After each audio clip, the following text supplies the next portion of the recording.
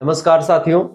आज के वीडियो के माध्यम से हम लोग चर्चा करेंगे जियोग्राफी बीए सेकंड सेमेस्टर के बच्चों के लिए बहुत ही महत्वपूर्ण अति लघुत्तरीय, लघु उत्तरीय और दीर्घ उत्तरीय टाइप के प्रश्नों के बारे में। अधिकतर विश्वविद्यालयों के पेपर हो चुके हैं सेकंड सेमेस्टर के 2025 में, लेकिन एक विश्वविद्यालय है जो सबसे लास्ट में परीक्षा करवाता है और उसका नाम है महात्मा गांधी काशी विद्यापीठ। महात्मा गांधी काशी विद्यापीठ और उससे जितने भी जुड़े हुए कॉलेजेस हैं, उन सभी में आप देखेंगे कि परीक्षाएं अब हो रही हैं। तो जियोग्राफी का पेपर आपका पड़ेगा बेसिकली मेरे हिसाब से 27 जून को है। ठीक है, 27 जून को ही पड़ेगा। तो 27 जून की जिनकी परीक्षा है उनके लिए बहुत ही महत्वपूर्ण होने वाला है लेक्चर। तो मात्र यह वीडियो देख लीजिएगा, इससे चाहे मेजर में आपका सब्जेक्ट है चाहे माइनर में है, ह्यूमन जियोग्राफी आपको पढ़ना है। तो आपको बता दूं कि यहाँ से बहुत सारे क्वेश्चंस आपकी परीक्षा में सीधे तौर पर आने वाले हैं। इससे पहले आप लोगों ने हिंदी की क्लास देखी होगी, उसमें मैंने बहुत ही विस्तार से चीजें आपको समझाई थी। ठीक है, तो हिंदी क्लास आप लोगों ने देखी है, तो जियोग्राफी की भी देखेंगे। ऐसे ही आपका को करिकुलर वालों के लिए human values and environmental studies की कल क्लास मैंने ली थी, को करिकुलर मास्टर यूट्यूब चैनल है वहां पर।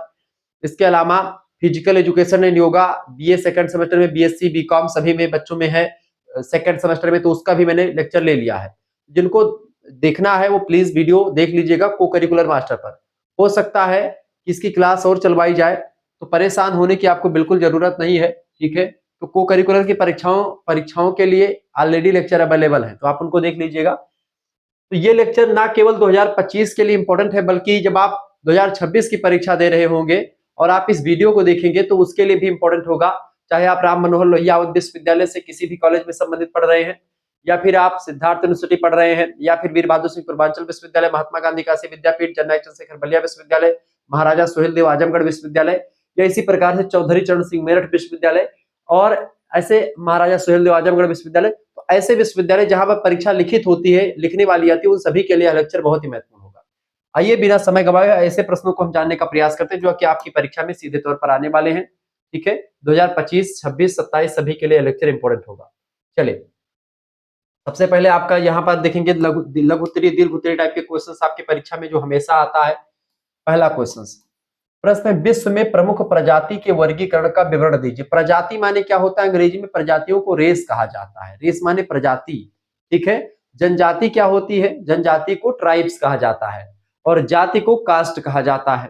ठीक है, ये तीनों अपने आप में अलग अलग अवधारणाएं हैं। प्रजाति जो होती है आपका शरीर का, जो आपका शरीर का कदकाठी कैसी है, आपका कपाल सूचकांक कैसा है, आपके बाल घुंघराले हैं, लंबे हैं, सीधे हैं, चौड़े हैं, आपका शरीर नाटा है, मोटा है, छोटा है, लंबा है, चौड़ा है, काला है, गोरा है, इसके अकॉर्डिंग जो है प्रजाति डिसाइड होती है। यानी कि एक जैसा नाक जिसका होगा, एक जैसा कपाल होगा, चौड़ा माथा होगा, लंबी टुड्डी होगी, ये सब एक प्रकार से जब देखा जाता है, घुंघराले बाल हैं कि नहीं है, पीला कलर का है, गोरा कलर का है, करिया है, तो ऐसे इनको एक प्रकार से जब रंग भेद और शारीरिक विविधता के हिसाब से अगर हम प्रजातियों मतलब बांटते हैं किसी को, भाई कि ये एक प्रजाति है, तो शारीरिक विविधता के हिसाब से प्रजातियों को हम बांटते हैं। जबकि जो ट्राइब्स होती हैं उनका एक संस्कृति, उनका एक कल्चर अलग होता है, वो किसी जो है विशेष क्षेत्र में प्रायः निवास करती हैं। ऐसे ही अगर थोड़ा सा और देखेंगे तो जाति जो होती है, जातियां जो होती हैं वो जैसे कि आप देखते हैं तमाम जातियां, यादव है, मौर्य है, ब्राह्मण है, क्षत्रिय हैं, ठीक है, गुप्ता है, तो ऐसे तमाम प्रकार की जातियां होती हैं। तो जातियां जो हैं वो आम जनमानस में समाज में रहती हैं। तो इस तरीके से ये अलग अलग चीज होगी। तो प्रजाति जो होती है वह, उसको रेस कहा जाता है और वो बेसिकली शारीरिक संरचना के अकॉर्डिंग डिसाइड होती है। क्लियर? तो ये देखिए, जैसे कि जो देखते हैं, आप देखते हैं जो चाइना वगैरह के हैं या पूर्वोत्तर भारत के लोग हैं वो मंगोलाइड प्रजाति के हैं। ऐसे ही काकेसाइड प्रजाति है, ऐसे ऑस्ट्रेलियाइड प्रजाति है, ऐसे ही तमाम प्रजाति। भारत में किसी एक प्रजाति का निवास स्थान नहीं रहा, चूंकि भारत में अलग अलग लोग हमेशा आते रहे। ऐसे ही भारत की प्रजाति जो है वो कई प्रजातियों का मिश्रण है। चले, प्रजातियों का विभाजन 18वीं शताब्दी में भौगोलिक स्थिति एवं कुछ शारीरिक लक्षण यानी कि जो शरीर में एक जैसी समानता दिखते हैं, उसके आधार पर होता था। 1758 ईस्वी में लिनाउस ने, एक विद्वान है लिनाउस, उन्होंने यूरोपियन, अमेरिकन और एशियाई तथा अफ्रीकी प्रजाति का उल्लेख किया। यानी जो यूरोप में रहते हैं वो यूरोपियन प्रजाति, अमेरिका में अमेरिकन प्रजाति, ठीक है, एशिया में एशियन प्रजाति, अफ्रीका में अफ्रीकन प्रजाति। ब्लूमेन वासो 1806 ईस्वी में आते हैं। उन्होंने भौगोलिक नामकरण से बचने के प्रयास में काकेशियन, मंगोलियन, इथियोपियन और मलय प्रजातियां बताई, यानी कि इन्होंने प्रजातियों का ये वर्गीकरण किया। यह वर्गीकरण प्रमुखतः त्वचा वर्ण यानी कि त्वचा का कलर कैसा है, कपाल यानी उनका माथा कितना चौड़ा है कितना लंबा है ये, और चेहरे की आकृति पर आधारित था। ठीक है। तत्पश्चात प्रजाति वर्गीकरण में नासिका यानी कि नाक का लंबा होना, चौड़ा होना, चपटा होना, और कपाल की आकृति, केश स्वरूप, केश माने बाल, ठीक है, केश स्वरूप तथा त्वचा वर्ण पर अधिक ध्यान दिया जाने लगा। भाई त्वचा का वर्ण कैसा है, त्वचा का कलर कैसा है, नासिका कैसी है, कपाल सूचकांक कितना है, बाल कैसे हैं, ये सब भी ध्यान दिया जाने लगा। ठीक है। ये चीजें थोड़ा सा आप ध्यान रखिएगा, बहुत ही जबरदस्त चीजें हैं, परीक्षा में आपके यही सब चीजें आती रहती हैं, ये बात आप ध्यान रखेंगे। ठीक है। तो बिल्कुल आपको घबराने की जरूरत नहीं है, बहुत ही विस्तार से मैं आपको समझा रहा हूँ। तो यही चीज है। फिर आया 1870 ईस्वी का समय। 1870 ईस्वी में एक विद्वान आते प्रोफेसर हक्सले। प्रोफेसर हक्सले कहते हैं महोदय, क्या कहते हैं बाबू, प्रोफेसर हक्सले ने ऑस्ट्रेलियाइड यानी ऑस्ट्रेलिया के इलाकों में जो रहती है वो, इसके अलावा निग्राइड प्रजाति, मंगोलाइड प्रजाति, क्वांथोक्रायर प्रजाति, मेलानोक्रायक प्रजाति, इन सभी प्रजातियों में बांटा। 20वीं शताब्दी आती है और जे हट्टन नाम के एक प्रसिद्ध विद्वान आते हैं 20वीं शताब्दी में। तो जे हट्टन नाम के विद्वान है। 1919 ईस्वी में जे हट्टन ने बाहरी शारीरिक लक्षणों को ध्यान में रखा, यानी शरीर में मनुष्यों का जो बाहरी शरीर है वो कैसा है, उसकी समानता और असमानता को ध्यान में रख करके उनके अंतर्गत, जैसे कि केस कैसा है, बाल की लंबाई कैसी, बाल घुंघराले हैं, चपटे हैं, कैसे हैं, ठीक है, छोटे हैं या फिर बाल कैसे हैं, कलर उनका कैसा है, त्वचा का कलर कैसा है, यानी कि गोरे हैं, काले हैं, गेहुआ है, उनका लंबाई यानी लंबे हैं, छोटे हैं, मोटे हैं, नाटे कैसे हैं, वो सब भी। ठीक है। कपालिक ऊंचाई, कपाल की ऊंचाई यानी कि जो ये चौड़ा माथा से कपालिक सिर सूचकांक, कपाल सूचकांक होता है वो सब। इसके अतिरिक्त चेहरा कैसा है, नासिका, नासिक और आंख की आकृति कैसी है, यानी नाक और आंख की आकृति कैसी है, इस पर ध्यान दिया। किसने, जे एच हट्टन ने। तो यानी शारीरिक बाह्य लक्षणों को ध्यान में रख करके जे एच हट्टन ने जो है कई प्रकार के जातियों को या प्रजातियों को बांटा। अब जैसे घुंघराले बाल युक्त प्रजातियां बहुत सारी आई। घुंघराले बाल जैसे कि आप देखते हैं अफ्रीकन प्रजाति, अफ्रीका के देशों में आप देखते हैं तो वहां पर जैसे क्रिस गेल को आपने देखा होगा या ब्रावो को देखा होगा, तो इन लोगों को आपने देखा होगा तो इनके बाल थोड़ा घुंघराले सन टाइप के होते हैं, नहीं थोड़ा सा इसे अजीब टाइप के बाल होते हैं। तो ये निग्रो प्रजाति में ऐसे देख लो, अफ्रीका में नेग्रिटो प्रजाति, ओसी न्यायी प्रजाति, इन सभी के बाल घुंघराले होते, किसी के बाल लंबे किसी के घुंघराले ऐसे होते। ठीक है। दूसरा नीग्रो, ओसिनियाई, निग्रिटो, और तीसरा लहरदार बाल युक्त जो रहते हैं उनमें अगर देखेंगे जैसे कि पूर्व द्रविड़ और ऑस्ट्रेलियाई जो प्रजाति के लोग हैं, पूर्व द्रविड़ माने कि जो भारत का जो दक्षिणी इलाका है उसका पूर्वी तटीय भाग, ठीक है, यानी पूर्व वाले जो, और ऑस्ट्रेलिया जो है, चूंकि आप देखते हैं भारत अपना जो है इस तरीके से है, यहीं पर ऑस्ट्रेलिया है नीचे, यहाँ पर श्रीलंका है, या ये पूर्वी इलाका है उसका। यहाँ का जो इलाका और यहाँ के जो जन प्रजातियां हैं वो लगभग में एक जैसी व्यवहार करती हैं। ठीक है। और इधर वाले जो कुछ भारतीय प्रजाति हैं वो आपके अफ्रीका से थोड़ा बहुत मिलते जुलते हैं, और ये ऊपर वाले हैं थोड़ा, इधर वाले हैं जो मंगोल से थोड़ा मिलते जुलते हैं, इधर वाले हैं जो यूरोपियन से मिलते जुलते हैं। यानी भारत में किसी एक प्रजाति का जो है दबदबा नहीं रहा है, इसमें कई प्रजातियों का मिश्रण रहा है।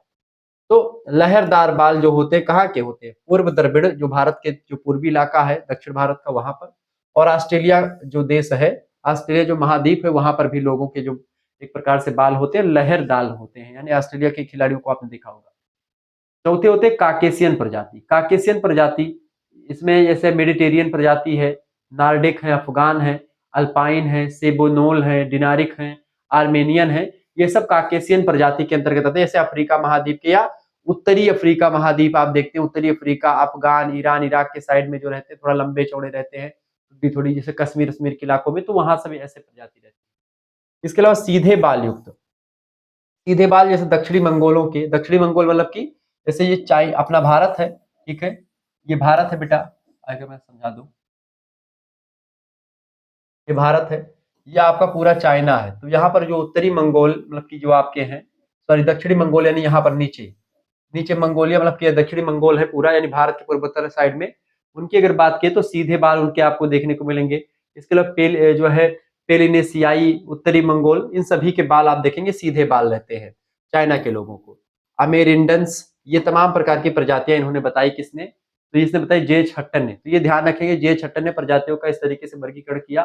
ठीक है, एक अफ्रीकी प्रजाति इसको निग्रो, निग्रिटो या फिर ओसिनियाई कहते हैं। दूसरा निसो, निग्रो, ओसिनिया या नेग्रिटो। आप कोई चीज बता सकते हो। तो ये अफ्रीका महाद्वीप से, बाकी अफ्रीका से इतर भी ये प्रजातियां पाई जाती हैं। तो इस तरीके से ये इन्होंने बताया कि प्रजातियां ऐसी होती है। तो प्रजाति का मतलब मैंने आपको बता दिया प्रजातियां होती क्या है। बाकी आगे देखते हैं। दूसरा क्वेश्चन आपके स्क्रीन पर आ चुका है, सब लोग देखेंगे। तो ये दीर्घ उत्तरीय प्रश्न आप लिख सकते थे। दूसरा क्वेश्चन आपसे पूछा था, सेमांग जनजाति का संक्षिप्त परिचय दी। सेमांग जनजाति के बारे में बताएं।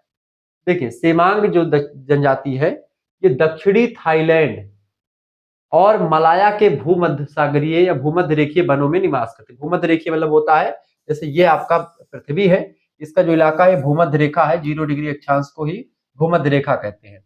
यहाँ पर अपना भारत स्थित है। ठीक है, यहाँ पर अपना भारत, यहाँ पर नहीं, भारत जो है थोड़ा सा और ऊपर पड़ेगा। ठीक है, भारत यहाँ पर स्थित, कुछ आएगा इसमें। बाकी यहाँ से देखते हैं कर्क रेखा जाती है और नीचे से मकर रेखा जाती है। यहाँ पर अफ्रीका महाद्वीप पड़ता है। तो यहाँ पर आप देखेंगे कि जो 0 डिग्री अक्षांश है, इसी के इस साइड में आप देखते हैं, यहीं पर आपका थाईलैंड पड़ता है। यहाँ पर थाईलैंड, मलेशिया, इंडोनेशिया, सिंगापुर, यही सब आपका पड़ता है भारत के इस साइड में। ठीक है, दक्षिणी पूर्वी एशिया में। तो वहां पर आप देखेंगे बेटा, तो भूमध्य सागरीय जो वन है उसी वनों में निवास करती, भूमध्य रेखा के साथ साथ जो वन आपको पड़ेंगे उसी जंगलों में निवास करती हुई जनजातियां दिखेंगी आपको। ठीक है, और ये आखेटक जनजाति, आखेटक माने शिकारी जनजाति है, शिकार करके अपना भोजन यापन करती है, जीवन यापन। आदिम, आदिम माने पुरानी जाति है बहुत। ठीक है, तथा वन्य जंतुओं का संग्रह कर, संग्रह मतलब कि वन्य जो जंगल के वस्तुएं हैं, वन्य वन्य वस्तुओं का, यानी जंगल की जो वस्तुएं हैं उनको इकट्ठा करते हैं और उसी के अकॉर्डिंग अपना जीवन यापन करते रहते हैं। इनके निवास कठोर, यानी कि कठोर भूमध्य रेखीय जलवायु में होते हैं, यानी एकदम से भूमध्य रेखा पर निवास करते हैं और वही जलवायु यहाँ पर होती है।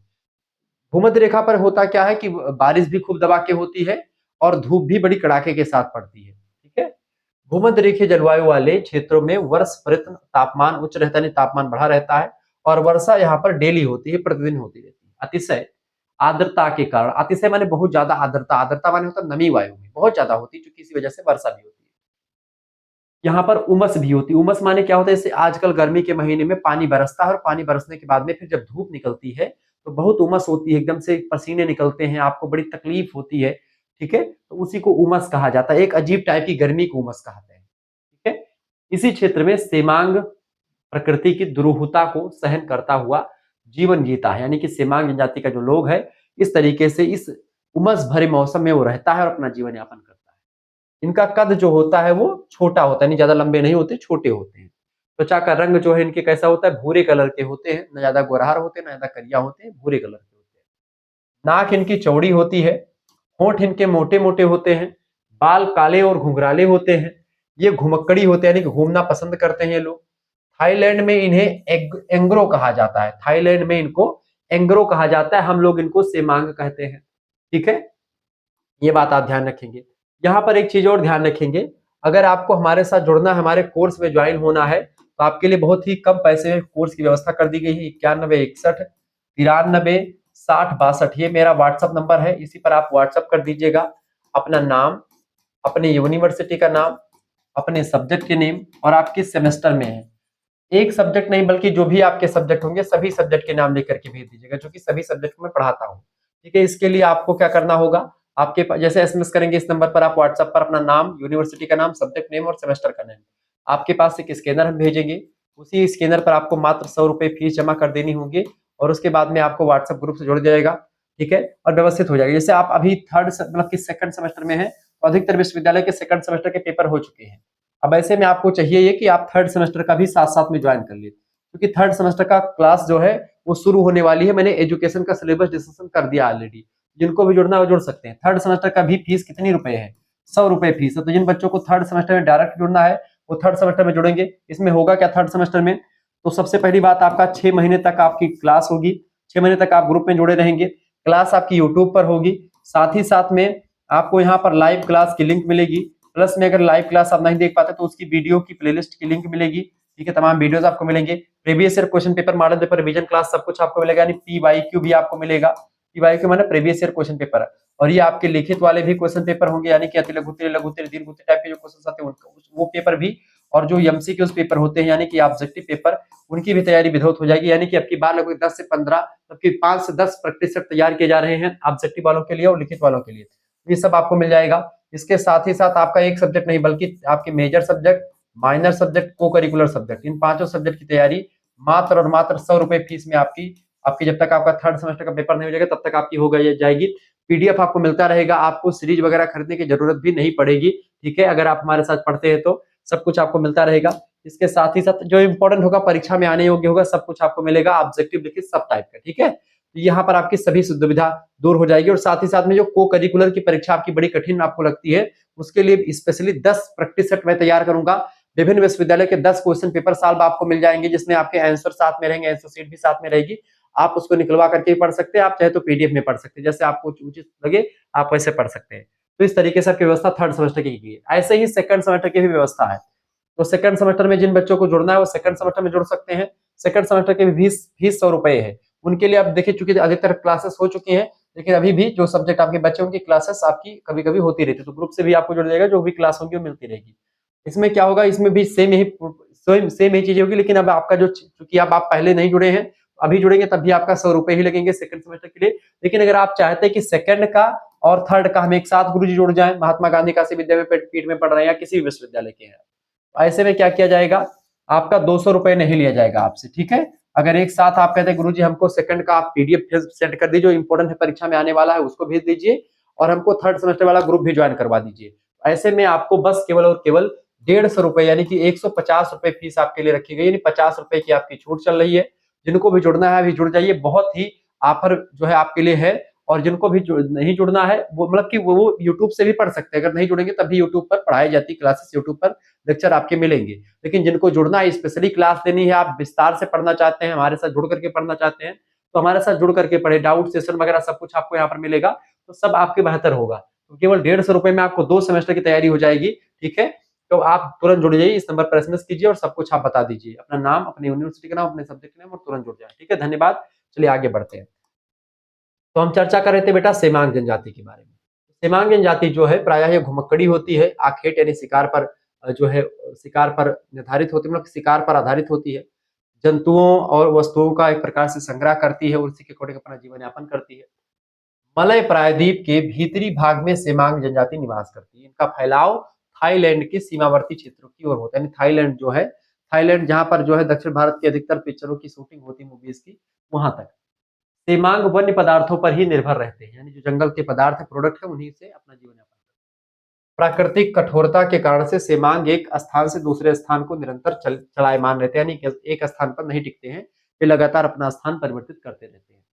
ये छोटे छोटे समूह बना करके घूमते रहते हैं। इनका बड़ा दल जो होता है 20 से 30 व्यक्तियों का होता है, और बच्चों का भी, मतलब बच्चे भी होते हैं और व्यक्ति भी शामिल होते हैं। इनकी आवश्यकता की पूर्ति जो होती है वनों से ही होती है। वनों से केला, कंदमूल, फल, ऐसे तमाम प्रकार के फल और साग संग्रह करते हैं, साग जिससे खाते पीते हैं। प्रकृति प्रदत्त संसाधनों का उपयोग करके सेमांग अपना जीवन यापन करते हैं, जो प्रकृति ने दे रखा है इनको नेचुरली, उसी का प्रयोग करके अपना जीवन यापन करते हैं। ये आदिम जीवन पद्धति के कारण से आदिम अवस्था में ही जी रहे हैं आज भी। वन्य वस्तु संग्रह और आखेट यानी शिकार ही इनकी आर्थिकी का आधार रहा है। तो सेमांग जनजाति के बारे में मैंने डिटेल में बता दिया।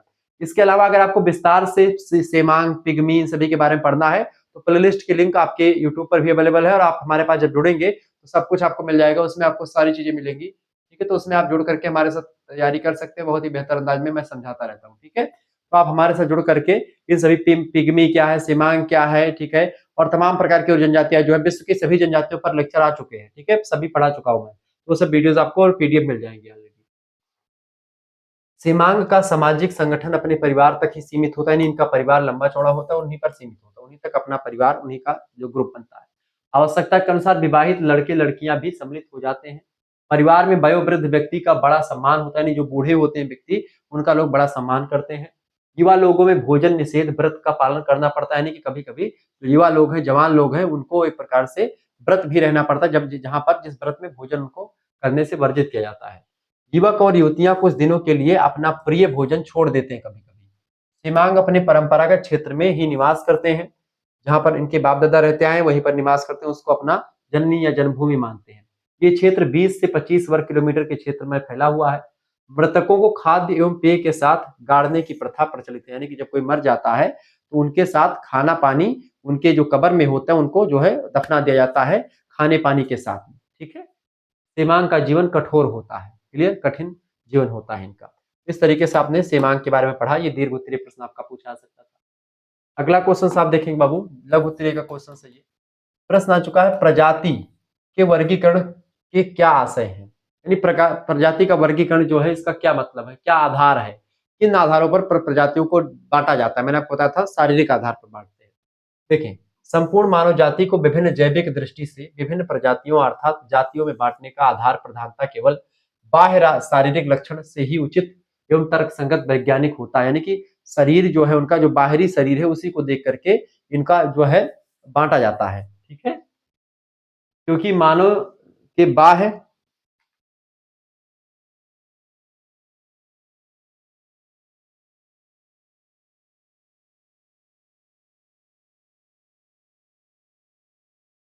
प्रजाति का वर्गीकरण का आधार जो बेसिकली रहा है, वो आधार क्या रहा है बाबू, वो आधार रहा है शारीरिक लक्षण।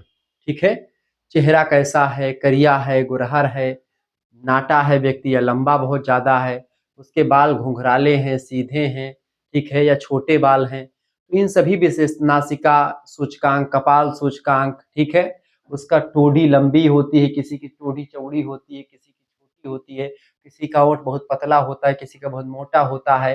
ठीक है, तो ऐसे तमाम प्रकार के जो शारीरिक बाह्य लक्षण होते हैं उनके अकॉर्डिंग हम प्रजातियों को वर्गीकरण करते हैं। यही आधार बनता है प्रजातियों का वर्गीकरण करने के लिए। ठीक है, तो शारीरिक लक्षणों पर ही भौतिक और भौगोलिक पर्यावरण का स्पष्ट और प्रत्यक्ष प्रभाव पड़ता है। मानव को प्रजातियों में विभक्त विभक्त करने का आधार बौद्धिक विकास, वीरता, कर्तव्यपरायणता, सत्य का अनुसरण या पालन, देशभक्ति इत्यादि नैतिक गुण को नहीं माना जा सकता, क्योंकि यह देखा जा सकता है कि चाहे काले हो या गोरे, अमेरिकी हो अथवा अफ्रीकी या एशियाई, जर्मन हो या फ्रांसीसी अथवा इंग्लिश, सभी में नैतिक गुणों का पाया जाना स्वाभाविक है। बुद्धि परीक्षणों, शिक्षा परीक्षणों इत्यादि से सिद्ध हो चुका है कि बुद्धि, शिक्षा, नैतिक गुण सभी प्रादेशिक या देशों के लोगों में समान पाए जाते हैं। इसलिए मानव को शारीरिक लक्षणों के आधार पर ही प्रजातियों के वर्गीकृत करना उपयुक्त माना गया है। यानी शारीरिक लक्षण जो होते हैं वो ज्यादा बेटर होते हैं। ठीक है, शारीरिक लक्षण के हिसाब से ही सब कुछ होता है। क्लियर, आगे देखिएगा। अगला क्वेश्चन आपकी स्क्रीन पर आ चुका, फटाफट से आप देखने का प्रयास करेंगे। प्रश्न है, सांस्कृतिक परिमंडलों पर एक संक्षिप्त टिप्पणी या निबंध लिखिए। सांस्कृतिक परिमंडल क्या होता है, समझे। मानव संस्कृति के अवयव स्थल, आदि स्थल, मानव संस्कृति के आदि स्थल की उत्पत्ति, यानी जहां पर मानव संस्कृति का उदय हुआ है उसकी आदि स्थल, आदि माने बहुत प्राचीन स्थल। ठीक है, उत्पत्ति की अनुकूल प्राकृतिक पर्यावरण में हुई तथा धीरे धीरे इनका प्रभाव समीपवर्ती क्षेत्रों और प्रदेशों में फैलता गया, जो उनके प्रधान मंडल के प्रतीक बन गए। इस आदि संस्कृति के स्थलों के बारे में पूर्ण रूप से जानकारी प्राप्त नहीं हुई है, फिर भी उपलब्ध प्रमाणों के आधार पर इन्हें ईसा से 4000 से 5000 वर्ष पूर्व विकसित माना जाता है। ठीक है, यूरोपीय विद्वानों के मतानुसार सिंधु घाटी की सभ्यता सबसे प्राचीन सभ्यता मानी जाती है, जहां पर लोग निवास करते हैं। क्योंकि यह अवधारणा हड़प्पा आदि नगरों से जो खुदाई हुई है वहां से प्राप्त तमाम प्रकार की वस्तुओं पर आधारित है, अतः भारतीय संस्कृति के विकास का मूल्यांकन अधूरा है। यह दुर्भाग्य है कि हमें भारतीय संस्कृति के कालक्रम से संबंधित केवल उतनी ही जानकारी प्राप्त होती है जितनी पश्चिमी विद्वानों ने हमको दी है, जबकि वास्तविकता यह है कि विश्व के प्राचीन सांस्कृतिक आदि स्थलों जैसे नील घाटी की सभ्यता हो गई, नील नदी की घाटी में जो मिस्र की सभ्यता थी, या मेसोपोटामिया की सभ्यता, या मध्य अमेरिका और मध्यवर्ती अफ्रीका की अपेक्षा भारतीय आदि स्थल प्राचीन है। सबसे प्राचीन सिंधु घाटी सभ्यता ही रही है। लेकिन चूंकि विद्वान पश्चिमी रहे हैं तो वो अपनी संस्कृति को आगे बढ़ा के बताने का प्रयास करते हैं, जिन लोगों ने खोज करा। ठीक है, लेकिन जब भारतीय विद्वानों ने खोज करना शुरू किया तब वास्तविकता सामने आई, तथा इसके प्रभामंडल में पूर्वी अफ्रीका, संपूर्ण एशिया, दक्षिण यूरोप आदि के द्वीप सम्मिलित होते हैं। पश्चिमी विद्वान भी यह मानने के लिए बाध्य हैं कि पशुपालन और कृषि की उत्पत्ति दक्षिणी एशिया से ही शुरू हुई है, जिसका केंद्र भारत रहा है। कृषि और पशुपालन के अलावा वस्त्र निर्माण करना हुआ, उत्खनन करना हुआ, धातु विद्या के बारे में जानकारी हुई, पशुओं का प्रयोग आदि दक्षिण एशिया से आरंभ हुआ है। दक्षिण एशिया के प्रभामंडल में नील घाटी, आंगहो नदी, दजला फरात की घाटी, अफ्रीकी आदि स्थल अनुकूल भौगोलिक या भौतिक पर्यावरण के फलने फूलने लगे हैं। कुल मिलाकर के इसी को सांस्कृतिक परिमंडल कहा जाता है, सांस्कृतिक परिदृश्य कहा जाता है, जहां पर लोगों के रहने की योग्य एक दशाएं होती हैं, एक सिचुएशन होती है। ठीक है, आगे देखिए, स्पष्ट है कि प्राचीन सांस्कृतिक परिमंडलों के छोरों पर नवीन सांस्कृतिक आदि स्थल का विकास होता रहता है। उनकी स्थिति के अवलोकन यानी देखने से यह पता चलता है कि मानव संस्कृतियों का विकास अधिकांश उन्हीं क्षेत्रों में हुआ है जहां मानवीय अनुक्रियाओं के लिए अनुकूल भौतिक पर्यावरण उपलब्ध था। यह स्वाभाविक भी है कि क्योंकि वर्तमान समय में भी प्रतिकूल पर्यावरण में निवास करने वाला मानव समाज सांस्कृतिक क्षेत्र में पिछड़ा हुआ है। प्राचीन काल में आदि स्थलों का परिमंडल भिन्न भिन्न कारणों से सीमित था, लेकिन बाद में हिंदू संस्कृति का परिमंडल जो है वो विस्तृत क्षेत्र में फैल जाता है, लगातार विस्तार होता जाता है। ईसाई और इस्लाम धर्म के आगमन के पश्चात सांस्कृतिक परिमंडलों की नवीन व्यवस्था आरंभ हो जाती है। ईसाई धर्म पर आधारित सांस्कृतिक परिमंडल यूरोप से लेकर के पश्चिमी एशिया में फैल गया और इस्लाम और ईसाई धर्म का प्रचार प्रसार खूब दबा के किया गया, हिंदू धर्म का प्रचार प्रसार नहीं किया गया। ठीक है, लेकिन इस्लाम के आगमन के कारण से एशिया में उसका पतन हो गया। इस्लाम आधारित संस्कृति का विकास बहुत तीव्र गति से हुआ। इस्लाम धर्म के प्रचारक अफ्रीका, एशिया, यूरोप तथा दक्षिणी पूर्वी एशिया में फैल जाते हैं और जो व्यक्ति इस्लाम को नहीं मानता था उनको मार दिया जाता था, उनको डरा धमका करके इस्लाम कबूल करवाया जाता था। ये सब चीजें जो है होती रही। इससे इस्लाम धर्म के जो है लोगों की संख्या बढ़ती चली गई। जो लोग हिंदू थे, जो ईसाई थे या जो अन्य धर्म के थे, वो सब मुसलमान बन गए। ऐसे में आप देखते हैं ईसाई धर्म को लेकर के भी तमाम प्रचार प्रसार किए गए। ऐसे जनजातियों में ईसाई धर्म के लोगों का प्रचार प्रसार मिशनरियों का रहता है। जो जनजाति लोग होते हैं उनको पैसा रुपया दे करके उनको अपने में कन्वर्ट कर लिया जाता है। ऐसे तमाम प्रकार की चीजें आपको देखने को आज के समय में मिल रही हैं। पहले भी ऐसा ही हुआ करता था। ठीक है, आगे देखते, तो यही सांस्कृतिक परिमंडल होता है। अगला क्वेश्चन देखेंगे, क्रोबर ने प्रजातियों का वर्गीकरण किस प्रकार किया है, स्पष्ट कीजिए। क्रोबर नाम के एक विद्वान है, उन्होंने प्रजातियों का वर्गीकरण जो है किया है, किस प्रकार किया वही पूछा गया है। देखिए, डॉक्टर क्रोबर ने प्रजातियों के निर्धारण में शारीरिक विशेषताओं की विवेचना करी। शरीर की जो विशेषताएं होती, शरीर के लक्षण होते हैं, उन्हीं के अकॉर्डिंग बताया है। लिखा कि प्रजातियों का वर्गीकरण करते समय शारीरिक बनावट के केवल एक या दो लक्षणों को आधार नहीं मानना चाहिए कि केवल उसका गोरा काला होना या उसके बाल लंबे चौड़े होना, घुंघराले होना, सिल्की होना या लंबे चौड़े होना, उससे नहीं होता है। बाल और केवल चेहरे से नहीं होता, कलर से नहीं होता, उसके शारीरिक लक्षणों को, सभी शारीरिक लक्षणों को ध्यान में रखना होता है। जैसे प्राकृतिक आधार पर केवल वही जो है वही वर्गीकरण सही माना जा सकता है जिसमें अधिक से अधिक संभव लक्षणों को आधार बनाया जा सके। यानी जिनका नाक एक जैसे, जिनका होंठ पतला हो तो पतला ही सबका हो। ठीक है, अगर माथा चौड़ा हो तो चौड़ा ही हो, बाल घुंघराले हो तो घुंघराले ही हो, चेहरा करिया हो तो करिया ही हो। ठीक है, तो ऐसे तमाम प्रकार के लक्षण जब मिल जाते हैं तब वह एक प्रजाति कही जाती है। तो इन्होंने कहा कि भाई तमाम प्रजातियों को ध्यान में रखा जाता है। ठीक है, साथ ही कम महत्वपूर्ण लक्षणों की अपेक्षा अधिक महत्वपूर्ण लक्षणों को बल प्रदान किया जाता है। क्रोबर ने वर्तमान प्रजातियों को 3 प्रमुख भागों में बांटा। 3 प्रमुख भाग कौन कौन से प्रजातियों के? पहले है काकेशियन प्रजाति, जिनको श्वेत प्रजाति कहते हैं, जो सफेद है यानी गोरे कलर के लोग, जैसे जो यूरोपीय कंट्रीज में रहते हैं, रूस और ये यूरोपीय कंट्रीज में। ठीक है, दूसरे हैं मंगोलाइड प्रजाति, जिनको पीत प्रजाति, पीले कलर के होते हैं, जैसे कि चाइना वगैरह के, या आप देखते हैं ताइवान, चाइना, ठीक है, मंगोलिया, या आप देखते हैं जो पूर्वोत्तर भारत है वहां सबका, या उससे नीचे वाले एरिया जैसे आप देखते हैं थाईलैंड वगैरह के ऊपर, ये सब आपके मंगोलाइड प्रजाति है। तीसरी प्रजाति है नीग्रोइड प्रजाति या काली प्रजाति, जैसे कि जो अफ्रीका महाद्वीप की कंट्रीज है जहां पर लोग करिया करिया को होते हैं, वो प्रजाति होती है नीग्रोइड। तो नीग्रोइड प्रजाति के लोग करिया होते हैं, मंगोलाइड प्रजाति के लोग पीले होते हैं, और काकेशियन प्रजाति के लोग जो हैं वो गोरहार होते, एकदम से गोरे गोरे होते हैं। ये बात आप ध्यान रखेंगे।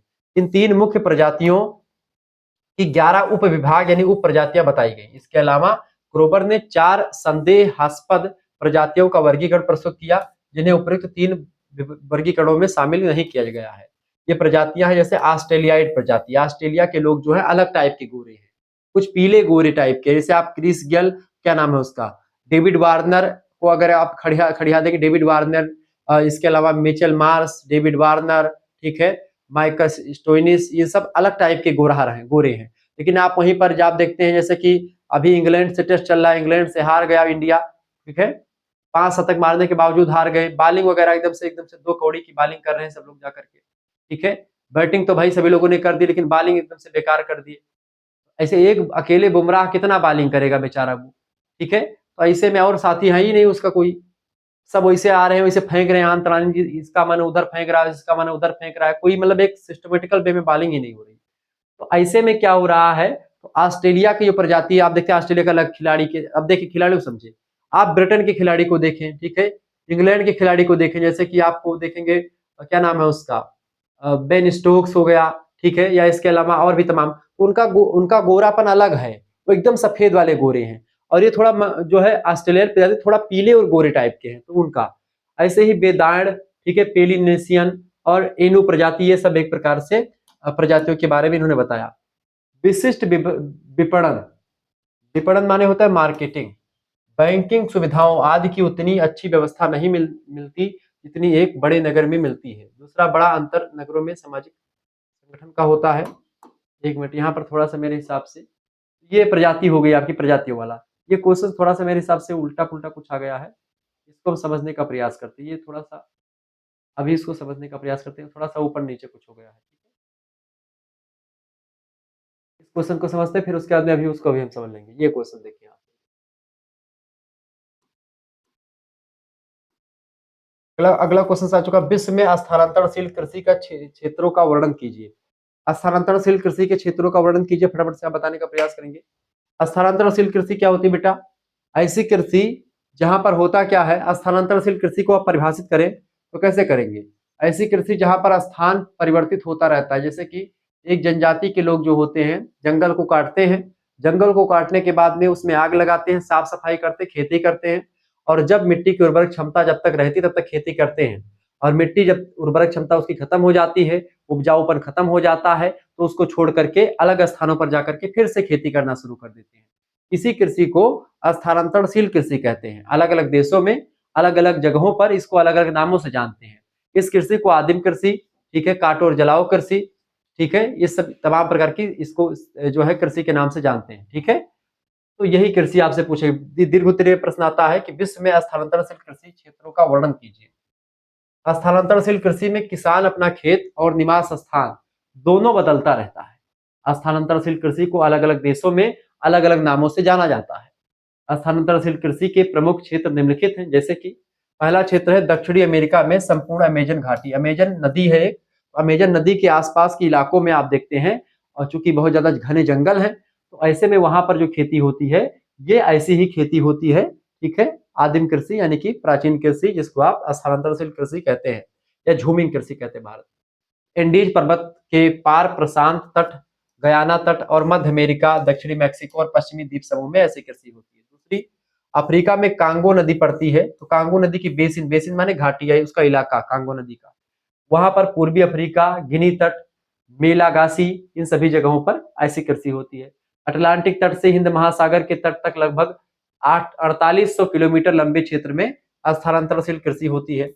इसके अलावा दक्षिणी पूर्वी एशिया में मलेशिया, सुमात्रा, सुमात्रा द्वीप जैसे इंडोनेशिया वाला एरिया, इंडोनेशिया के 2 द्वीप हैं, जावा और सुमात्रा, दोनों जगहों पर सुलावेसी, न्यू गिनी, न्यू हाइबिडीज, ऑस्ट्रेलियाई, ऑस्ट्रेलेशियाई तथा प्रशांत महासागरीय द्वीप समूहों में ये खेती की जाती है। इसके अलावा एशिया की मुख्य भूमि पर जैसे म्यांमार, थाईलैंड, कंबोडिया, भारत और चीन के भीतरी भागों में ऐसी खेती होती है। इन क्षेत्रों में पर्यावरण संबंधी दशाएं इस प्रकार की खेती के लिए उत्तरदायी हैं, अर्थात इन प्रदेशों में औसत तापमान 23 डिग्री सेल्सियस से लेकर के 23.8 डिग्री सेल्सियस से 29.4 डिग्री सेल्सियस तक तापमान रहता है। तापमान में परिवर्तन 10 डिग्री सेल्सियस से अधिक के नहीं होते, कभी कभी तो यह केवल 2 डिग्री से 5 डिग्री तक ही परिवर्तन होता है। सापेक्षिक आर्द्रता यानी नमी वायु में जो होती है सामान्यतः 80% से 90% तक रहती है, क्योंकि वर्ष भर बारिश होती है। वार्षिक वर्षा 75 से 150 तक होती है। वर्षा प्रायः प्रतिदिन निश्चित समय पर होती रहती है, यानी कि डेली डेली वर्षा होती रहती है इन क्षेत्रों में। अब मैप के माध्यम से आपको अगर समझाना चाहूं तो जैसे आप देखेंगे अफ्रीका का जो ये एरिया ये वाला है, अफ्रीका का ये वाला एरिया, मध्य अफ्रीका का ये वाला एरिया जो है, ठीक है, नदी के बेसिन वाला, यहाँ पर कृषि होती है। इसके अलावा ये सॉरी ये दक्षिण अमेरिका का है ये एरिया, ठीक है, यहाँ पर होती कृषि। इसके अलावा आप देखेंगे अफ्रीका महाद्वीप का ये एरिया, ये यहाँ पर, ठीक है, और कृषि जो होती है यहाँ पर यहाँ भारत में ये वाले एरिया पर भारत में, पूर्वोत्तर भारत में अधिकतर, ठीक है। और इसके अलावा आप देखते हैं यहाँ पर जावा सुमात्रा वगैरह पर यहाँ पर होती है कुछ कृषि। ये सब कृषि जो होती हैं वो यहाँ पर ऐसी कृषि जो है होती हैं, ठीक है, ध्यान रखेंगे। विश्व में स्थानांतरित कृषि वाले क्षेत्र मैंने आपको दिखा दिए। दूसरी बात, यद्यपि वर्षा अधिक होती है किंतु धूप का परसेंटेज भी ऊंचा होता है, अतः वनस्पति की वृद्धि तीव्र गति से होती है और इसमें विविधता पाई जाती है। जहां पर जैसे वर्षा भी होती है और धूप भी निकलता है तो बढ़िया तरीके से जो है कृषि होती है। अधिक वर्षा और ऊंचे तापमानों की वजह से वनस्पति का ह्रास भी शीघ्रता से हो जाता है। पानी बहुत ज्यादा बरस गया, पानी भर गया तो वनस्पति नष्ट भी हो गई। पानी मतलब वर्षा और इसके साथ साथ धूप हो गई तो धूप से कभी कभी सूख भी जाती है, दिक्कत हो जाती है। जिसमें इन मिट्टियों में नाइट्रोजन का अभाव यानी कमी हो जाती है। वर्षा जल के द्वारा मिट्टी का उपजाऊपन जो होता है रिस करके बह जाता है। फलतः मिट्टी में सिलिका यानी बालू और सिलिकेट खनिजों की कमी हो जाती है और मिट्टी का स्वरूप लेटेराइट हो जाता है। चौथी बात, जलवायु मानव और पशु दोनों के लिए अनुकूल नहीं है, अतः कृषि का विकास रुक गया है यहाँ पर, ठीक है, ये सब ध्यान रखेंगे। स्थानांतरशील खेती इन लोगों के द्वारा की जाती है। कैसे? पहली बात, फ्रांसीसी विषुवत रेखीय अफ्रीका के हेंग और गैबन लोगों के द्वारा। जो विषुवत रेखा यानी कि भूमध्य रेखा, विषुवत रेखा मतलब कि अधिकतर कृषि जो होती है इसी एरिया में होती है, ठीक है, ये वाला, क्योंकि यहीं पर वर्ष भर वर्षा होती है प्रतिदिन और साथ ही साथ में तापमान भी होता है। तो इन क्षेत्रों में घनी आबादी मतलब घनी संख्या में जंगल पाए जाते हैं, ऐसे जंगलों में ऐसी खेती करी जाती है, ठीक है, ये बात ध्यान रखेंगे। दूसरी बात, दक्षिणी अमेरिका के उत्तरी भाग में जैसे डच गयाना में जूका अथवा ब्रुग नीग्रो प्रजाति के लोग जो है ऐसी कृषि करते हैं। कांगो बेसिन में जो है बकूबा लोग ऐसी कृषि करते हैं। अमेजन की जो बोरो और अन्य मतलब की जो एमरिंड जातियां हैं उनके द्वारा कृषि करी जाती है। पांचवा, भारत में बस्तर के गोंड, असम में नागा, लखेर के द्वारा, दक्षिणी राजस्थान में भील जो है राजस्थान में जो जनजाति है उन लोगों के द्वारा ऐसी कृषि करी जाती है। स्थानांतरशील कृषि यही होती है कि भाई हमेशा जो है इसको जो है काट करके जंगल को जलाया जाता है और उसके बाद में साफ किया जाता है, खेती करी जाती है, जब मिट्टी की उपजाऊपन खत्म हो जाता है तो फिर दूसरे स्थान पर जाते हैं, प्रक्रिया चलती रहती है, इसीलिए इसको काटो और जलाओ कृषि भी कहते हैं। स्थान बदलता है इसलिए इसको स्थानांतरशील कृषि कहते हैं। अगला क्वेश्चन आ चुका है, मानव भूगोल की परिभाषा दीजिए। ह्यूमन ज्योग्राफी की परिभाषा दी, प्रश्न परीक्षा में हमेशा आता है। देखिए, हंटिंगटन नाम के एक विद्वान है, उन्होंने रिचर्ड हंटिंगटन इन्होंने कहा मानव भूगोल की परिभाषा को देते हुए कि मानव भूगोल भौगोलिक वातावरण और मानव कार्यकलाप, भौगोलिक वातावरण और मानव का जो क्रियाकलाप है और गुणों, मानव के जो गुण है उनके संबंध में स्वरूप और वितरण का अध्ययन करता है। कहाँ कहाँ पर पर्यावरण के प्रभाव से मनुष्य जो है अपने क्रियाकलाप और अपने गुण में बदलता रहता है, उसका संबंध बदलता रहता है, इसी का अध्ययन करता है। जीन्स ब्रूंस नाम के भूगोलवेत्ता कहते हैं कि मानव भूगोल उन सभी तथ्यों का अध्ययन करता है जो मानव के क्रियाकलाप से क्या होते हैं, इफेक्टिव होते हैं, प्रभावित होते हैं, और जो हमारे ग्रह के धरातल पर घटित होने वाली घटनाओं में से छांट कर एक विशेष श्रेणी में रखे जा सकते हैं। ऐसे कोई प्रकार से हम मानव भूगोल कहते हैं। कुमारी एलन चर्चिल सैंपल कहती हैं कि अमेरिकन भूगोलवेत्ता है, कहती हैं ये फ्रेडरिक रेडजल नाम की विद्वान, उन्हीं की शिष्या हैं कुमारी सैंपल, बड़ी जबरदस्त विद्वान नहीं है। मानव भूगोल क्रियाशील मानव, क्योंकि मानव हमेशा क्रियाशील रहता है, मनुष्य हमेशा बैठा रहने वाला प्राणी नहीं, मनुष्य हमेशा अपनी बुद्धि अपने दिमाग के बल पर कुछ ना कुछ करता रहता है। तो मनुष्य क्रियाशील है तो क्रियाशील मानव, और अस्थायी पृथ्वी, चूंकि पृथ्वी भी अस्थायी नहीं, पृथ्वी भी भ्रमण करती रहती है, पृथ्वी भी घूमती रहती है, ठीक है, एक तो आपका अपने अक्ष पर घूमती है, ठीक है, और एक जो है परिक्रमा करती है, तो परिभ्रमण और परिक्रमण दोनों करती है पृथ्वी, ठीक है, ये बात आप ध्यान रखेंगे।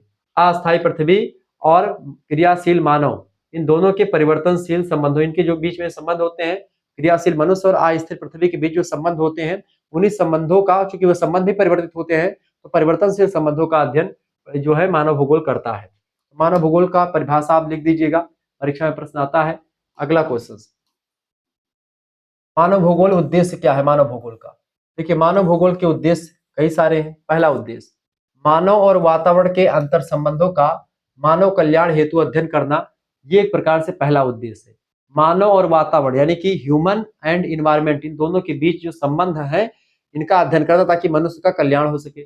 दूसरी बात, मानव समूह और उनके निवास प्रदेश, यानी जहां पर मनुष्य का समूह रहता है और कहां पर रहता है उनका अध्ययन करना मानव भूगोल करता है। इसके अलावा प्राकृतिक और सांस्कृतिक वातावरण का अधिक से अधिक ज्ञान प्राप्त करना मानव भूगोल का उद्देश्य रहा है, ताकि सभी लोग जान पाए और जनता का कल्याण हो जाए, ठीक है, ये मानव भूगोल का उद्देश्य रहा है पढ़ने का। अगला क्वेश्चन आप देखेंगे, प्रश्न है मानव भूगोल की प्रकृति की व्याख्या कीजिए। नेचर क्या है मानव भूगोल का, ह्यूमन ज्योग्राफी का नेचर क्या है। देखिए नेचर ऑफ ह्यूमन ज्योग्राफी, मानव भूगोल का संबंध समस्त संचार से मतलब समस्त संसार यानी पूरे विश्व से होता है। इसका अधिक बल व्यक्तियों पर होता है, अर्थात वे कहाँ हैं, पृथ्वी पर उनकी अंतर क्रियाएं कैसी हैं, वे प्राकृतिक भूपटल पर मानव के उपभोग के लिए किस प्रकार से भूपटल का निर्माण करते हैं। मानव भूगोल उचित ढंग से उत्तर मतलब उदार शिक्षा का उद्देश्य पूरा करता है। जिस संसार में हम निवास करते हैं उसके बारे में जानकारी प्रस्तुत करने, पृथ्वी पर रहने वाले मानवों और राष्ट्रों को प्रभावित करने वाली परिस्थितियों का मूल्यांकन करने में मानव भूगोल महत्वपूर्ण भूमिका निभा रहा है। मानव भूगोल की क्षेत्रीय अंतरक्रियाओं की व्याख्या उन राजनीतिक, सामाजिक और आर्थिक तंत्रों को भली भांति समझने में सहायक होती है जिसमें हम अकेले तथा सामूहिक रूप से निवास और कार्य करते हैं। ठीक है, तो हम जिसमें निवास करते हैं, जिसमें हम कार्य करते हैं, उन सभी का एक प्रकार से अध्ययन मानव भूगोल के द्वारा किया जाता है। मानव भूगोल की प्रकृति बेसिकली वैज्ञानिक प्रकृति के साथ साथ एक जो है एक क्षेत्रीय एक व्यवहारिक विषय के रूप में भी रही है। ठीक है, तो मानव भूगोल के बारे में हम इस तरीके से जानकारी ग्रहण करते हैं और अध्ययन करते हैं।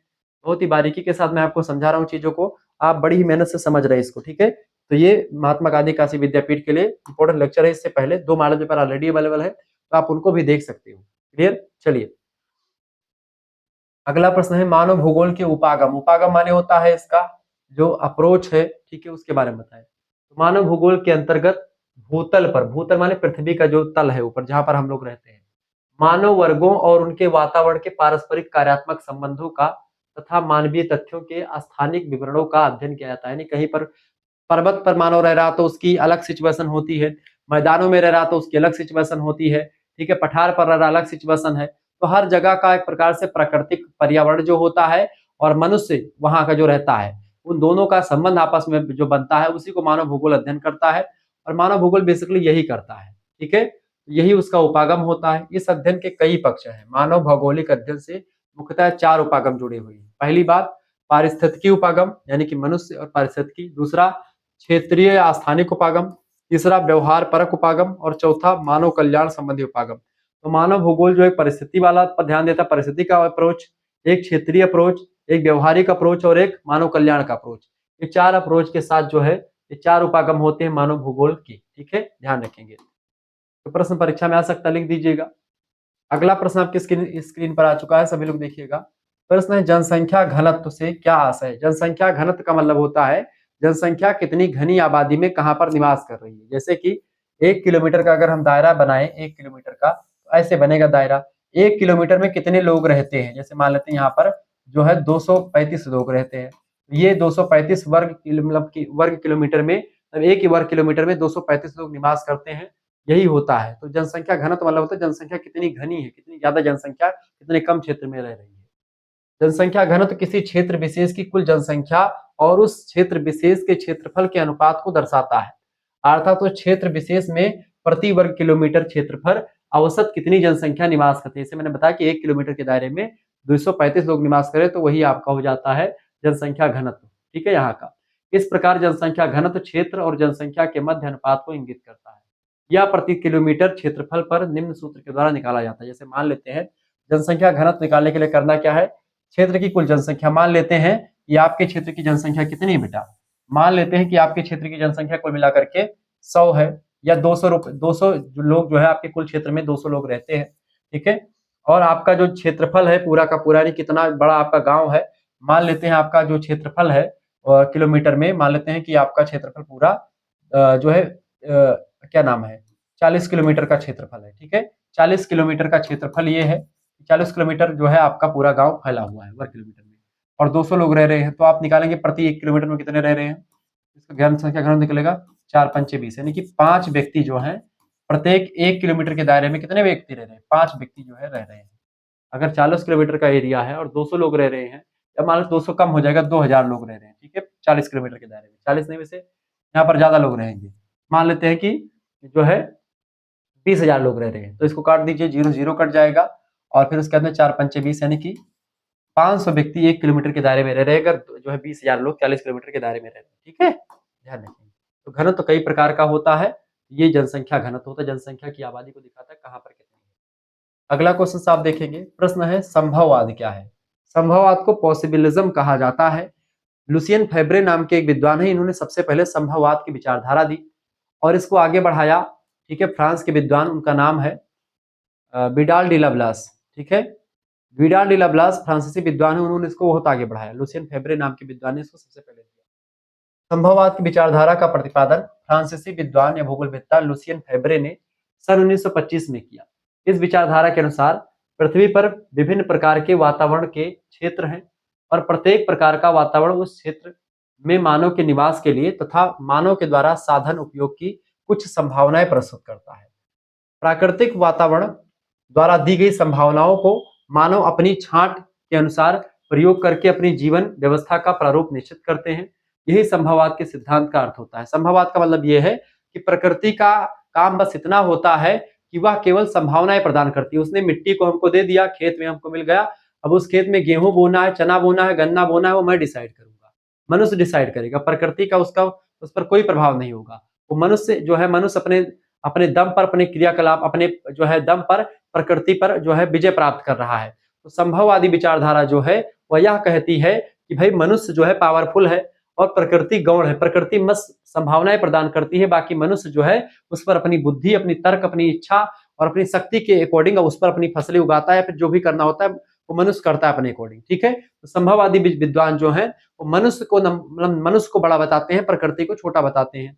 लेकिन इसके विपरीत दूसरी विचारधारा आती है, उसका नाम है प्रकृतिवाद। प्रकृतिवाद पहले आई, फिर यह विचारधारा आई। तो प्रकृतिवाद कहती है कि प्रकृति सबसे पावरफुल है और मनुष्य जो है मात्र एक गौण प्राणी है। प्रकृति जब चाहेगी मनुष्य का खात्मा कर देगी, प्रकृति जब चाहेगी तो मनुष्य को रखने देगी। यानी प्रकृति के अकॉर्डिंग ही मनुष्य जो है इसका क्रियाकलाप या सब कुछ बदलता रहता है। ठीक है, बात आप ध्यान रखेंगे।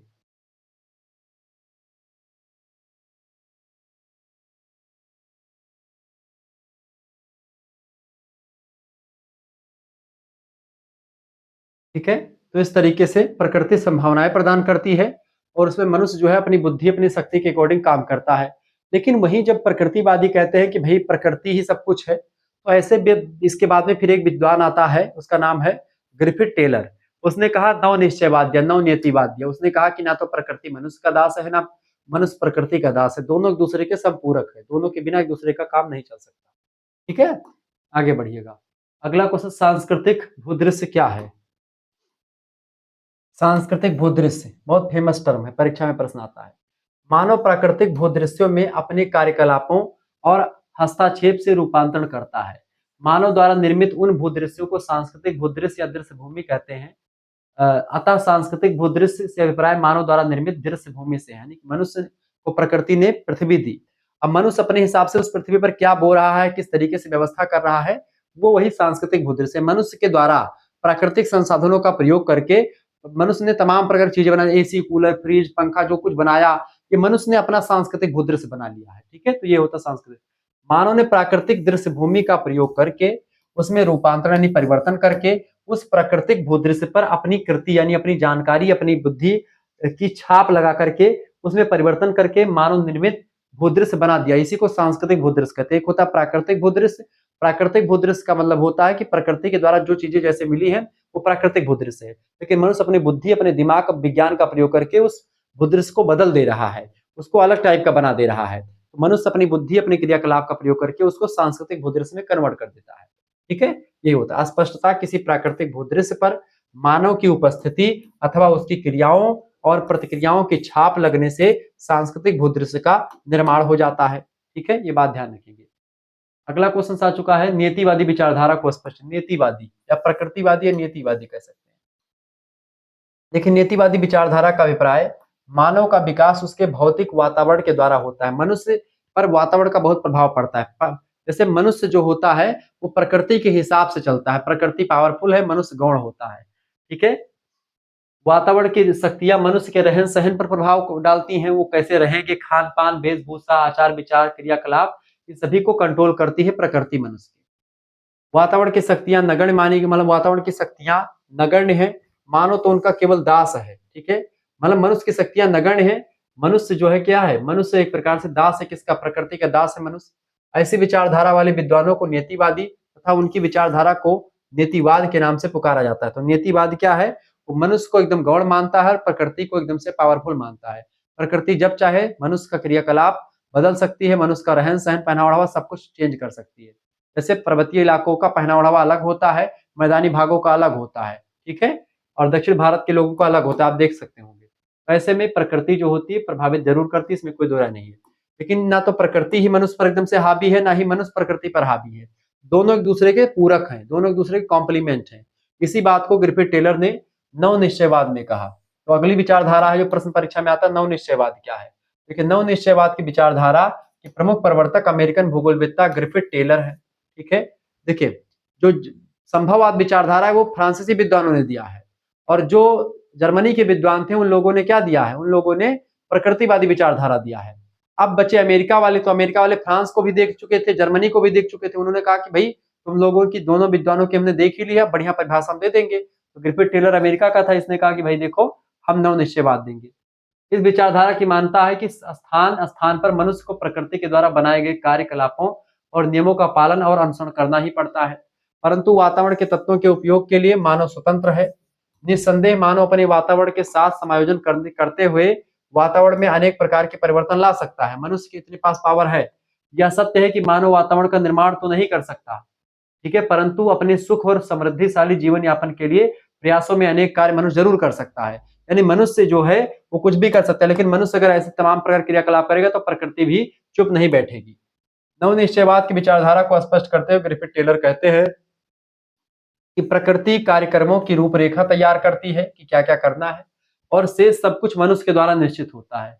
यदि मनुष्य बुद्धिमान है तो वह उनकी वातावरण के अनुसार कार्य करेगा जिसमें उसको सफलता मिलेगी। यानी कि वो जैसे खेत है, अब खेत में मनुष्य वही बोएगा जो मनुष्य को लाभ देगा, जो मनुष्य को फायदा देगा, उसमें वो बिना फायदे वाली चीज नहीं बोएगा, ठीक है। किंतु वातावरण के विपरीत चल करके मनुष्य जो है कुछ उपलब्धि हासिल नहीं कर पाएगा। तो वातावरण के हिसाब से मनुष्य चलेगा तो आगे बढ़ेगा, वातावरण के हिसाब से नहीं चलेगा तो मनुष्य जो होगा वो नष्ट हो जाएगा। यही बात ग्रिफिथ टेलर ने बताई और यही नवनिश्चयवाद है, न्यू डिटर्मिनिज्म है। इसी को स्टॉप एंड गो थियरी भी कहते हैं, रुको एंड जाओ सिद्धांत भी कहते हैं। ये बात ध्यान रखें। आगे देखते हैं, अगला क्वेश्चन आ चुका है, एकत्रीकरण क्या होता है? एकत्रीकरण एकत्रीकरण मानव का प्राथमिक और प्राचीन व्यवसाय है। मानव अपने प्रारंभिक काल में एकत्रीकरण के द्वारा ही भोजन तथा वस्तु प्राप्त करता था। उस समय मानव का एकत्रीकरण के अतिरिक्त और कोई व्यवसाय नहीं था। एकत्रीकरण मतलब सामान को इकट्ठा करना, चाहे वस्तु हो चाहे भोजन हो, सब कुछ इकट्ठा करता था। संसार में आज भी अनेक ऐसे प्रदेश हैं जहां पर मानव इस व्यवसाय के द्वारा अपनी जीविका चला रहे हैं। कुछ प्रदेशों में यह व्यवसाय अब अपनी सीमा को पाकर व्यापार के लिए भी किया जाने लगा है। अर्थात अब एकत्रीकरण के द्वारा केवल भोजन या वस्तु ही नहीं इकट्ठा की जाती, बल्कि बाजार में बेचने के लिए कुछ पदार्थों को भी इकट्ठा किया जाता है। तो एकत्रीकरण मतलब होता है कि भाई समय के हिसाब से कुछ इकट्ठा कर लेते हैं ताकि जो है भविष्य में के लिए वो रखा रह सके। अगला क्वेश्चन आ चुका है, प्रश्न देखेंगे, होमोसेपियंस मानव की प्रमुख विशेषताएं बताइए। देखिए होमोसेपियंस काल के मानव को बड़े शाकाहारी जानवरों के शिकार की दक्षता, खाद्य पदार्थ, बहुत बहुल क्षेत्रों का ज्ञान, हथियारों का ज्ञान, स्थानांतरित होने वाले मानव अधिवास का ज्ञान था होमोसेपियंस मानव को। तो होमोसेपियंस मानव यही था। होमोसेपियंस हम लोग मानव जो है होमोसेपियंस है। हमसे पहले जो मानव का प्रजाति थी वो थी होमोसेपियंस। ये शाकाहारी जानवरों का शिकार करते थे, खाद्य पदार्थों का एक प्रकार से जानकारी रखते थे, हथियारों को बनाना जानते थे, स्थानांतरित यानी एक स्थान से दूसरे स्थान पर जाना जानते थे, ये सब जानते थे। अगला प्रश्न, अल्प यानी न्यून जनसंख्या क्या है? देखिए जब किसी क्षेत्र में जनसंख्या की वृद्धि होने से प्रति व्यक्ति आय में बढ़ोतरी होती है तो ऐसा देश अल्प जनसंख्या वाला देश कहलाता है, जहां पर जनसंख्या भी बढ़ रही है और प्रति व्यक्ति आय यानी इनकम भी बढ़ रहा है, तो वो मान सकते हैं। क्लार्क महोदय कहते हैं कि अल्प जनसंख्या वहां मिलती है जहां संसाधनों के पूर्ण उपयोग के लिए जनसंख्या का अभाव हो, यानी जनसंख्या कम हो और संसाधन ज्यादा हो, ठीक है। जहां के संसाधन जनसंख्या के जीवन स्तर में कमी व बेरोजगारी में वृद्धि न करते हुए अधिक जनसंख्या के भरण पोषण की क्षमता रखते हो। 100 लोग हैं तो 400 लोगों का भोजन उनके पास हो, ऐसा क्षेत्र अल्प जनसंख्या वाला कहलाता है। और ऐसा क्षेत्र जनसंख्या अधिक कब कहलाता है? जब आपके पास संसाधन हो ही ना, 100 मतलब कि 100 लोगों की व्यवस्था है और आपके पास जो है 100 लोगों की व्यवस्था और 500 लोग आपके पास हो तो दिक्कत हो जाएगी, ठीक है। और हो 500 की व्यवस्था, हो आपके पास 100 लोग, तो न्यून जनसंख्या, ठीक है, ध्यान रखिएगा दोनों चीजों को। अगला क्वेश्चन आ चुका, पार्थिव एकता का सिद्धांत क्या है? पार्थिव एकता जो होती है, पार्थिव माने होता है पृथ्वी और एकता माने एकता, यानी कि यूनिटी। यानी पूरी की पूरी पृथ्वी अगर वैसे देखे तो एक ही है, बस हम ऊपर ऊपर सब कहीं पर पहाड़, कहीं पर पर्वत, कहीं पर तमाम प्रकार की संस्कृतियां, ये सब अलग ऊपर से दिख रही, बाकी पृथ्वी सब जो है एक में ही जुड़ी हुई है। इस सिद्धांत का आशय यह है कि विश्व के सभी भौगोलिक तथ्य, चाहे वे जड़ हों या चेतन, एक दूसरे से संबंधित हैं। इन तथ्यों में कोई स्वतंत्र इकाई नहीं है, इसलिए उनका पृथक अध्ययन करना संभव नहीं होता। यानी किसी भी चीज का अलग अध्ययन करना संभव नहीं, क्योंकि सब एक दूसरे से कनेक्टेड हैं, जुड़े हुए हैं। इस सिद्धांत की पुष्टि करते हुए वान हम्बोल्ट कहते हैं कि संपूर्ण विश्व में एक ही आत्मा और एक ही जीव के दर्शन होते हैं, जिसके कारण से पृथ्वी की बाह्य भिन्नता के पीछे व्यापकता और एकता जो है छुपी हुई है। उनका कथन है कि पृथ्वी एक तथा अकाट्य है, पृथ्वी को बांटा नहीं जा सकता।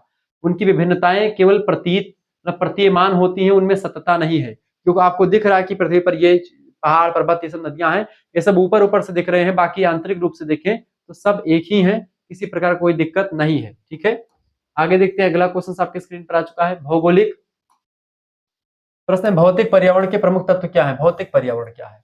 देखिए, भौतिक पर्यावरण जो होता है, जैसे आपका टीवी, कूलर, एसी, फ्रिज, पंखा, जो आपके जो सुख प्राप्ति वाले साधन है, जिनकी व्यवस्था मनुष्य ने कर ली है, वो सब भौतिक साधन है, भौतिक पर्यावरण उसी को कहते हैं।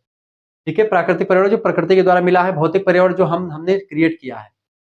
स्थिति, स्थल की बनावट, मिट्टियां, जलाशय, जलवायु, वनस्पति, खनिज पदार्थ, पशु, मानव, भौगोलिक वातावरण के रूप में, ये सब एक प्रकार से भौतिक पर्यावरण है, जो हम जिसको हम देख सकते हैं, जिसको हम छू सकते हैं, भौतिक पर्यावरण है। जिसको हम देख और छू नहीं सकते हैं, वो भौगोलिक, वो एक प्रकार से कौन सा है? वो अभौतिक पर्यावरण है। भौतिक माने जिसको हम छू और देख सकते हैं, और अभौतिक जिसको हम छू और देख नहीं सकते। अगला क्वेश्चन आ चुका है, सांस्कृतिक प्रसरण किसे कहते हैं? सांस्कृतिक प्रसरण, देखिए, मानव और उसकी रचनाओं का प्रसरण सांस्कृतिक भूदृश्य को विविधता प्रदान करता है। देखिए, प्रसरण मतलब एक स्थान से दूसरे स्थान पर जाना, एक कन्वर्ट होना। ठीक है, मानव की उपलब्धियों में प्रसरण प्रक्रिया की भूमिका का आकलन इस तथ्य से लगाया जाता है, किया जा सकता है कि सभ्यता, संस्कृति और शक्ति के क्रोध सदैव परिवर्तित होते रहते हैं। आदि मानव के गृह क्षेत्र मध्य एशिया से प्रसरण के कारण से नील घाटी में आए, सिंधु घाटी, दजला फरात और भांगो घाटी संस्कृति हृदय स्थल में परिवर्तित हो गई। यहाँ से विचारों, वस्तुओं और तकनीकी विधियों का प्रसरण युगों युगों तक होता रहा। एक स्थान से दूसरे स्थान पर टेक्नोलॉजी हस्तांतरित हो जाए, मनुष्य चले जाएं, तमाम चीज, संस्कृतियां स्थानांतरित होती हैं।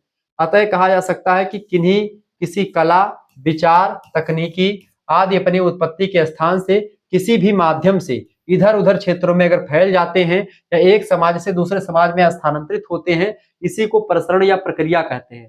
ठीक है, ये बात आप ध्यान रखिए। इसी को हम सांस्कृतिक, जब संस्कृति का प्रसरण होता है, एक स्थान से दूसरे स्थान पर संस्कृतियां जाती हैं, तो उसी को एक प्रकार से सांस्कृतिक प्रसरण कहा जाता है। क्लियर, ये बात आप ध्यान रखेंगे। आगे बढ़ते और भी चीजों को जानने का प्रयास करते हैं। फटाफट से वीडियो को शेयर कर दीजिएगा और लाइक करते रहिएगा।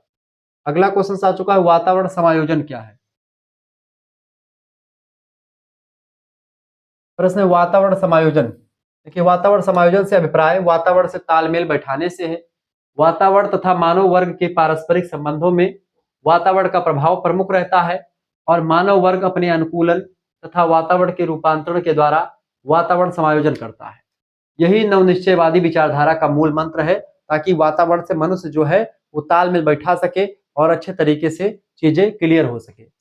प्रकृति के द्वारा निश्चित की गई सीमाओं के अंदर मानव अपनी छांट के द्वारा अपनी शक्ति, अपनी रुचि और आवश्यकताओं के अनुसार वातावरण का रूपांतरण करके उससे समायोजन करता है मनुष्य। ठीक है, वातावरण समायोजन बेसिकली यही है कि भाई जो प्रकृति चाह रही है वैसा आप करें और आप उसी के अकॉर्डिंग जो है ढलते जाएं।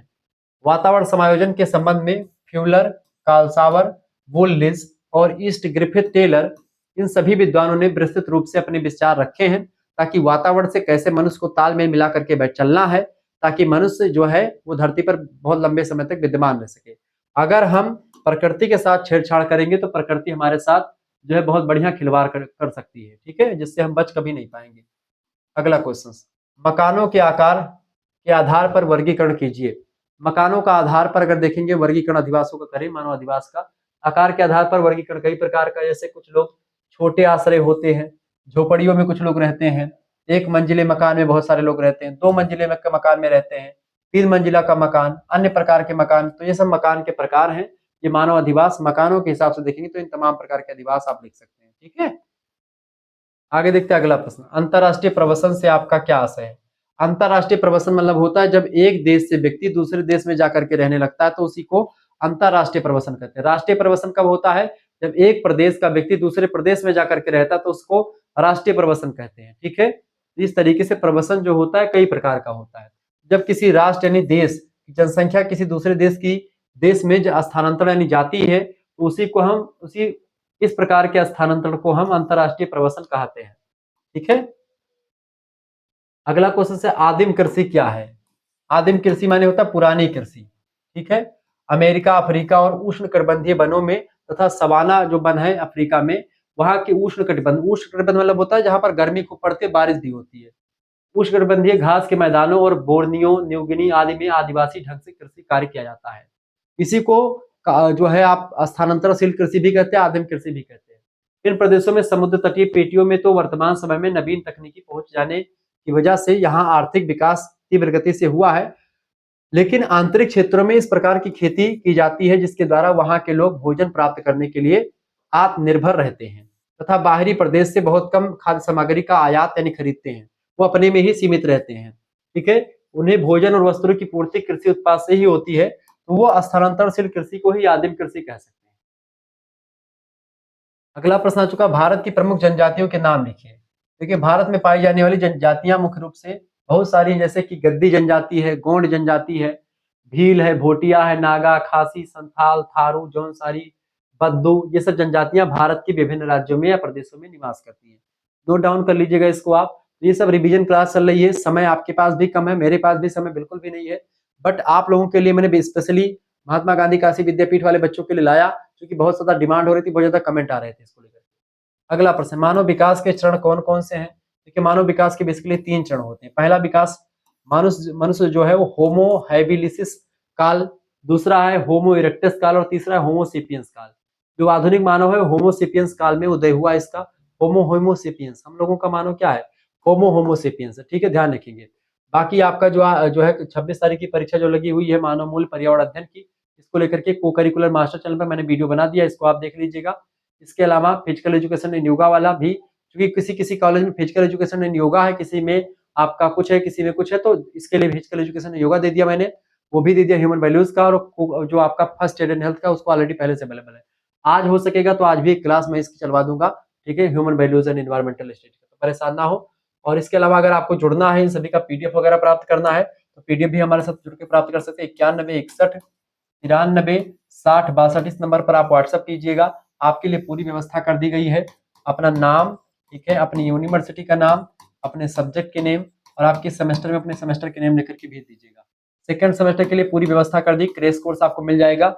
100 रुपए फीस आपको जमा करनी पड़ेगी, स्कैनर भेजेंगे। आप फीस किसी दूसरे से भी पेमेंट करवा सकते हैं, आपको ग्रुप से जोड़ दिया जाएगा। ठीक है, ध्यान रखेंगे। और आपको यहाँ पर PDF notes, video lecture, live class की लिंक सब कुछ आपको दे दी जाएगी सेकंड सेमेस्टर की।